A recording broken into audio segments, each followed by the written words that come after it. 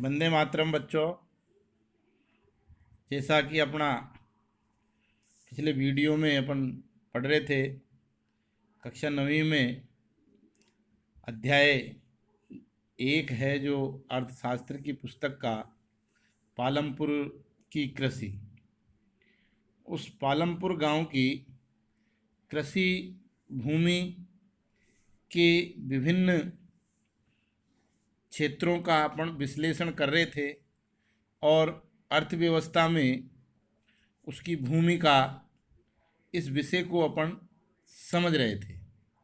उसी से ही आगे का जो भाग है इस वीडियो में अपन समझने का प्रयास करेंगे।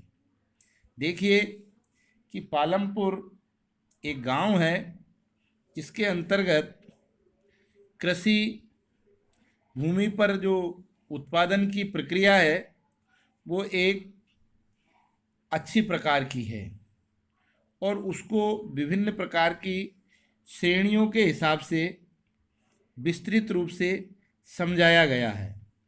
तो उस आधार पर अपन देखते हैं कि पालमपुर की कृषि भूमि एवं उत्पादन की गतिविधियों का विश्लेषण। तो निम्न बिंदुओं के आधार पर हम इसको समझते हैं। पहले बिंदु में दिया है भूमि स्थिर है, अर्थात इसका तात्पर्य है कि जो भूमि होती है, जमीन होती है, वो एक स्थिर होती है, चलायमान नहीं होती। इसलिए अगर हम पालमपुर के दृष्टिकोण से देखते हैं तो पालमपुर गांव में रहने वाले लोगों में लगभग 75% व्यक्ति अपनी आजीविका चलाने के लिए खेती पर प्रत्यक्ष रूप से निर्भर है, अर्थात उनके आजीविका का प्रमुख साधन खेती है। और इस 75% के अंतर्गत कुछ लोग किसान हैं जो स्वयं खेती करते हैं तथा शेष लोग कृषिगत श्रमिक है, अर्थात कृषि आधारित मजदूरी वो करते हैं, क्योंकि वहाँ व्यवसाय के नाम पर खेती है।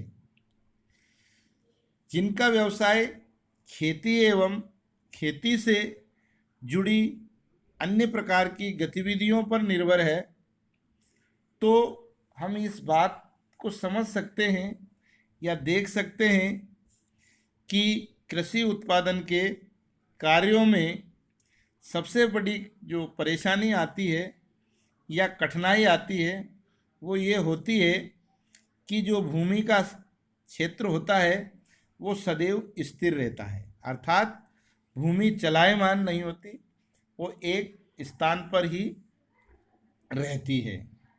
इसलिए यह अनुमान के आधार पर हम कह सकते हैं कि इस गांव के अंदर जो लोग हैं जो खेती करते हैं वो उनकी जो प्रक्रिया है उसके आधार पर एक स्थिति निकलती है कि 1960 से लेकर के आज तक उस गांव की भूमि क्षेत्र में कोई बहुत अधिक विस्तार नहीं हुआ, अर्थात उस गांव के जितनी भी भूमि है या कृषि क्षेत्र जितना भी है वो पूर्ण रूप से 1960 से में जितना उत्पादन या उत्पादित क्षेत्र था उतना ही आज तक है, अर्थात उस पूरे गांव की भूमि बिल्कुल भी खाली नहीं है, अर्थात उस गांव में कोई बंजर भूमि नहीं है।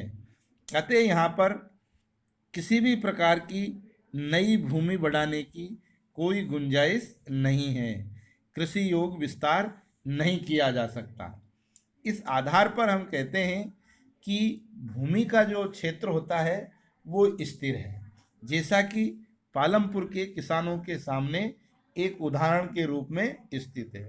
और वो संपूर्ण भूमि का उस भाग का प्रत्येक क्षेत्र का कृषि कार्यों में उपयोग करते हैं और शेष में वो आवासीय क्षेत्र भी होता है। इसलिए संपूर्ण भूमि का प्रत्यक्ष दृष्टिकोण से उपयोग करने का एक उदाहरण पालमपुर में दिखाई देता है। इसके बाद दूसरे नंबर पर अपन देखते हैं कि जो भूमि स्थिर है, उस स्थिर भूमि में हम अधिक से अधिक पैदावार किस प्रकार से ले सकते हैं, या अधिक उत्पादन करने का क्या तरीका हो सकता है। तो पालमपुर के किसानों की स्थिति को देख करके हम ये कह सकते हैं कि इस गांव की समस्त कृषि भूमि पर खेती की जाती है, अर्थात खेती होती है। भूमि का कोई भी क्षेत्र खाली नहीं रहता, अर्थात बंजर नहीं रहता है, उसका पूर्ण उपयोग करते हैं।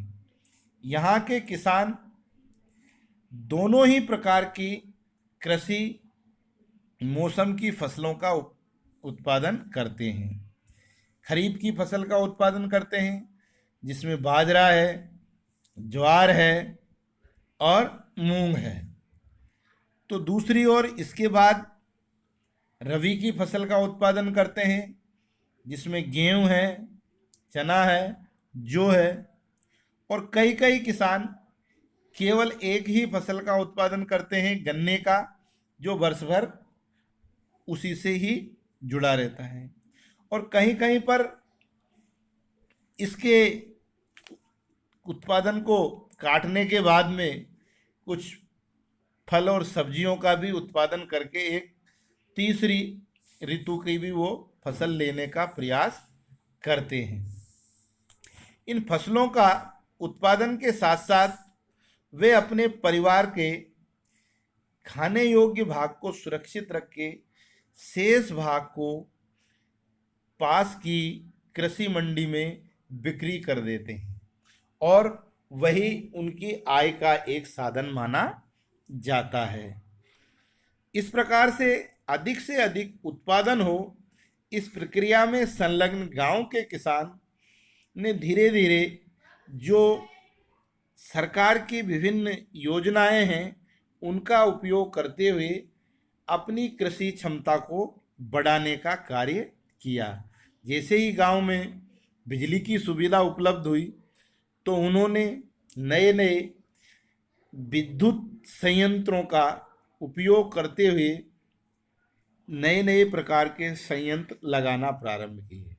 प्रारंभ में सिंचाई की सुविधाओं का विस्तार होने के बाद जो परंपरागत खेती करने के स्रोत थे, उनके स्थान पर उन्होंने नए नए अत्याधुनिक यंत्रों के द्वारा खेती करना प्रारंभ किया और सिंचाई के नए नए साधन विकसित कर लिए, जिसके अंतर्गत जो पहले कुओं से सिंचाई की जाती थी, अब नलकूपों से होती है।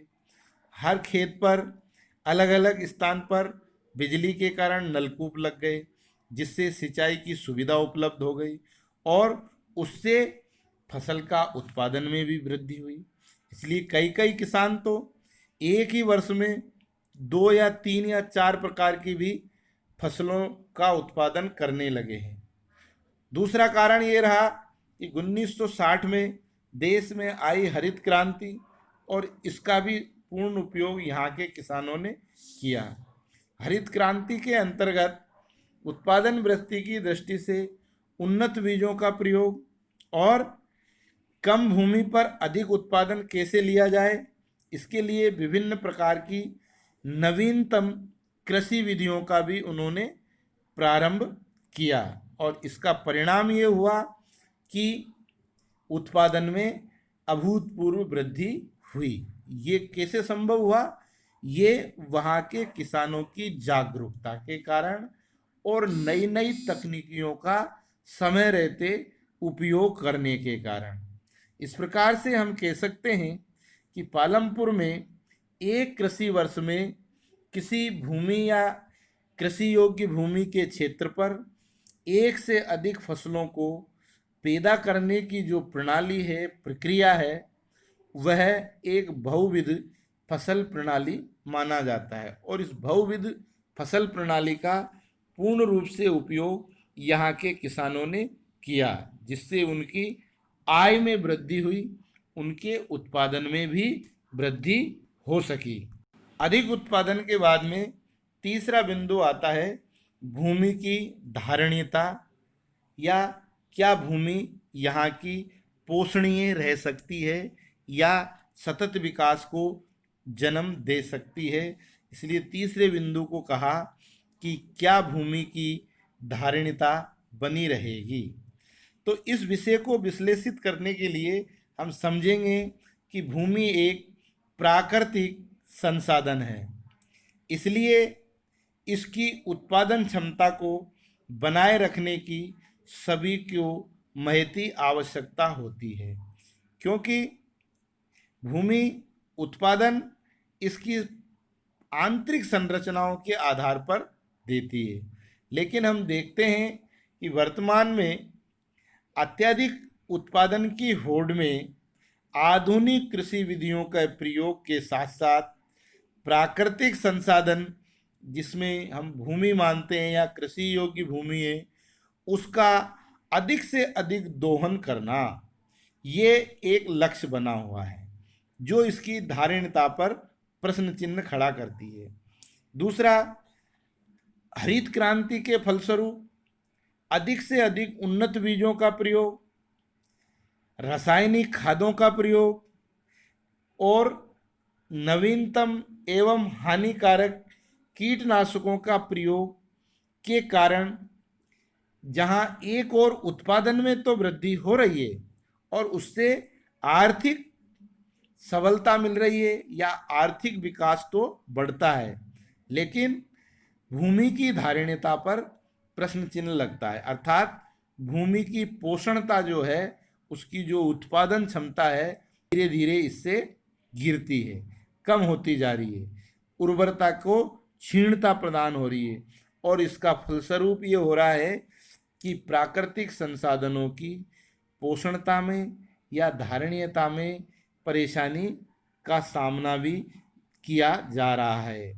इसलिए कृषि को भावी विकास सुनिश्चित करने की दृष्टि से वर्तमान समय में इन बातों को भी हमको ध्यान में रखना पड़ेगा कि इस आधुनिकतम विधियों का प्रयोग करने के साथ साथ उन्नत बीजों के उपयोग के साथ साथ केवल और हमको उत्पादन क्षमता पर ध्यान नहीं देना, बल्कि इस वर्तमान प्राकृतिक संरचना या भूमि की जो प्राकृतिक उत्पादन क्षमता है उसको बनाए रखने के लिए और ठीक प्रकार से पर्यावरण की देखभाल करते हुए कृषि कार्य को अंजाम देना चाहिए।